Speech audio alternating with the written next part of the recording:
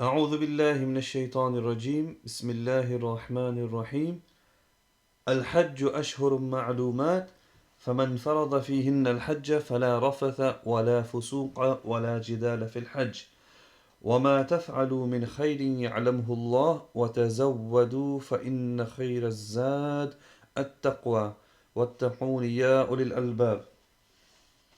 Allah subhanahu wa ta'ala mentions in the Quran in Surah Baqarah, the Hajj, the pilgrimage, is well known in its months.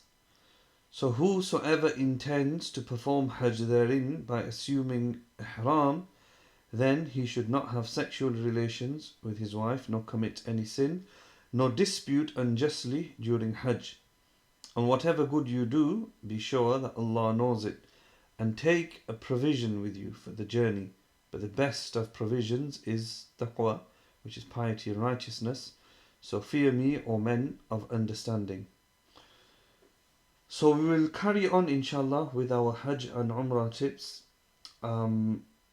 Like any other trip, be it business or vacation, Hajj requires a lot of planning and preparations.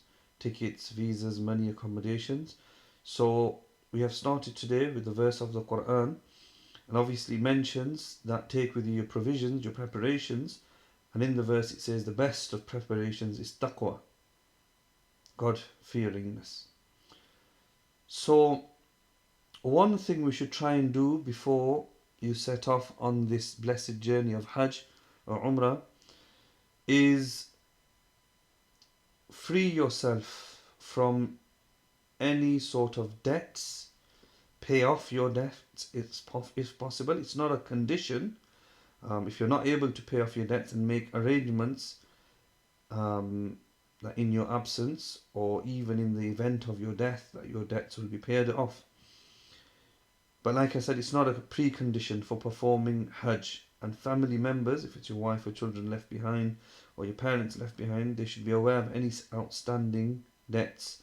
Money owed to someone is something many people tend to treat very lightly.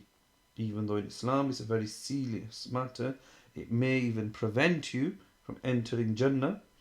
And have a will drawn up, an Islamic will, make sure it conforms to the Islamic rites. Alongside with this, one should also make sure other hukuk are fulfilled. If, for example, you have wronged somebody, you have hurt somebody, you should ask for forgiveness. Generally, even if it's not hukuk al-ibad, any sins, minor and major, make a firm intention to do tawbah and I will never sin again. If you have any qadha salah, qadha fasts, finish them beforehand. Particularly as we know, the safar of Hajj is not an easy one. Sometimes we hear a lot of people dying in Hajj as well. So like I mentioned, hukukul ibad, the rights of the servants are very important as well. So if you need to pay off debts, pay off debts. If you've hurt anybody, make that call, visit them if you can. And obviously make it genuine. It's not just a text like people do, I'm going for Hajj, forgive me, which sometimes are meaningless. The hadith mentions that the Prophet ﷺ, he said, if a person performs Hajj Mabroor, an accepted Hajj, he returns as though as he was on the day when his mother gave birth to him, meaning he's free from sins. Allah make us from them people.